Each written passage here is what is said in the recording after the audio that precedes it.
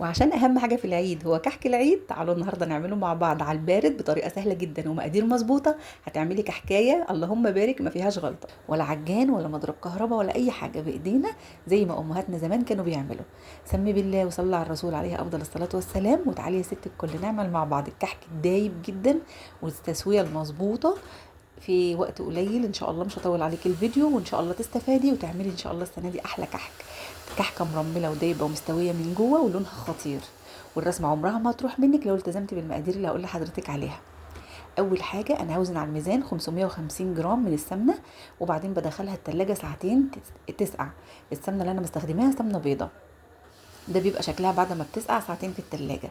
ومجهزة كيلو دقيق جميع الاستخدامات، ودول 60 جرام من السكر ما يعادل 3 معالق كبار من السكر البودرة، ودول معلقتين من السمسم المتحمص، ومعلقة صغيرة من ريحة الكحك لو مش حباها ما تضيفيهاش. وعايزة المعلقة الصغيرة دي تاخدي على طرفها خميرة وعلى طرفها بيكنج باودر، وطبعا رشة ملح. هي دي مقادير الكحك. ومعايا كوباية الا ربع من مية الحنفية، وهقول لك ليه كوباية الا ربع، ولو عايزة تقللي او تزودي ايه اللي هيحصل. هنسمي بسم الله على طول، ونحط في الطبق اللي هنعجن فيه كيلو الدقيق وعليه كل المكونات الجافة، وهقلبهم كده عشان يتوزع كويس بالشكل اللي حضراتكم شايفينه. تاني حاجة هضيفها هي السمنة. السمنة طبعا انا زي ما حضراتكم شفتوا انا سيحتها علشان الترميلة بتاعتها تروح، وده مهم جدا جدا انك تسيحي السمنة، لان السمنة بناخدها من العلبة بتبقى فيها ترميلة، فده مش هيبقى مظبوط في المقدار. لازم تسيحيها الاول في العلبة، وبعدين بتعايري نص كيلو وحوالي معلقتين مليانين. كيلو الدقيق بتاع الكحك بياخد نص كيلو من السمنه ومعلقتين مليانين. الخطوه دي بقى عايزاكي تاخد راحتك فيها خالص وما تستعجليش عليها، اللي هي خطوه بس السمنه مع المكونات الجافه.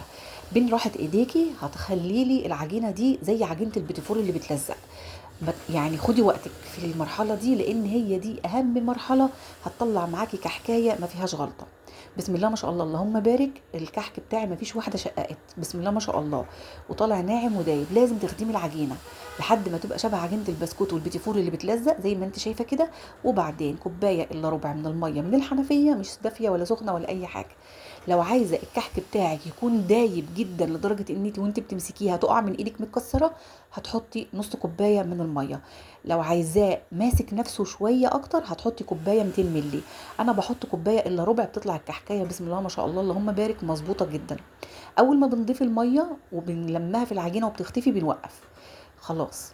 بنغطي بقى العجينه واحنا شغالين بفوطه او بكيس نايلون، علشان عوامل الجو طبعا بتخليها تنشف. كل قطعه بقى هتاخديها وانت بتشكلي الكحك بين ايديكي تخدميها لحد ما تنعميها كده وتبقى مش بتشقق. طب هتقولي لي يا ميادة، طب ما انا ممكن اعجن كل الكميه لحد ما انعمها كده. هقول لك غلط خالص، العجينه وانت شغاله هتنشف، وهتحتاج برضو ان انت تعجني تاني، وكمان الكحك هيعضم معاكي لانك كده هتخرجي العرق بتاع الدقيق او الجيلاتين بتاع الدقيق اللي بينشف الكحكايه جدا.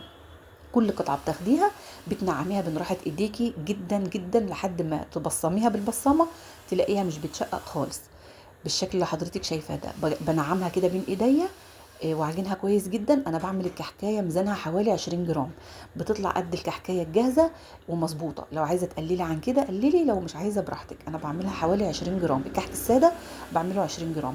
وبشتغل بالبصامه على طول، دي اسهل طريقه. لو حابه تدلعيه بقى شويه اشتغلي بالمنقاش طبعا، فنني بقى وبدعي، بس انت معاك الطريقه المظبوطه. اهم حاجه اهم حاجه اخدمي العجينه بتاعه الكحك عشان بعد الشر المقادير بتاعتك غاليه وما يحصلش حاجه. بصي باخد قطعه كده بعجنها بين ايديا، بهرسها كده بين ايديا لحد ما تنعم خالص قبل ما ابصمها بالبصامه. بنرص الكحك في ايه بقى؟ في صواني مش مدهونه اي حاجه خالص، ويفضل صواني الومنيوم، ما تخبزيش خالص في صواني تيفال ولا جرانيت عشان هيحرق لك الكحك. بندخله الفرن يكون مسخنينه من واحنا بنشكل. تمام، بنحطه على الشبكه. ثانيا عايزه اقول لكم على حاجه، الكحك مش بيتخمر نهائي، مش بنريح العجينه ولا بنسيبها تخمر. احنا الخميره ربع معلقه صغيره على طرف المعلقه على الكيلو من الخميره، وربع معلقه من البيكنج باودر، هم دول مادتين الرفع اللي هيخلوا الكحكه بتاعتك مش مكتومه. ولو زودتي عايزه اقول لك النقشه بتاعتك هتروح. لكن لو انت عملتي مقادير زي ما انا قلت لك كده، كحكتك هتبقى زي كحكتي واحلى. الرسمه بتاعتك هتدخل الفرن وتخرج بسم الله ما شاء الله اللهم بارك، مظبوطه، ولا فرشت ولا الرسمه راحت ولا اي حاجه. بتسيبيه على الشبكه براحته بقى على درجة حرارة 180، مش بتستعجلي عليه لان هو لازم يستوي من قلبه. بتسيبيه على الشبكة لحد ما ياخد لون حلو، واول ما بيطلع ما بتلمسيهوش لان هو طبعا السمنة بتبقى دايبة فيه. بتسيبيه لغايه ما يتهوى خالص ويتشمع في حراره الجو، وبعد كده بتتعاملي معاه، بترصيه بقى وبتعبيه في علب زي ما انت عايزه. عايزه اقول لك ما شاء الله ما شاء الله، كحكه دايبه جدا. هكتب لك كل المقادير في التعليقات او في صندوق الوصف، لو بتشوفوني على اليوتيوب باذن الله هتعملوا كحك بارد اللهم بارك ما فيهوش غلطه. زي ما حضرتك شايفه الكحكه بتتكلم عن نفسها. ان شاء الله المره الجايه هحاول اعمل لكم فيديو بالكحك السخن اللي هو بتاع اهالينا، لان هو من الكحكه اللي بتقعد مده اطول. بس الكحك اللي على البارد ده كحك سهل وسريع وطعمه حلو ومناسب جدا جدا لضيافه العيد، كمان لما بترش سكر بيبقى شكله حلو قوي. ان شاء الله تجربوا الكحك بطريقتي. ما تنسوش تدعموني بلايك وشير للوصفه عشان اكتر الناس تشوفها. وشكرا جدا لتعليقاتكم الحلوه، وشكرا على ثقتكم الغاليه، ويا رب اكون عند حسن ظنكم، وكل عام وحضراتكم بخير. واشوفكم ان شاء الله في فيديوهات تانية في حفظ الله ورعايته.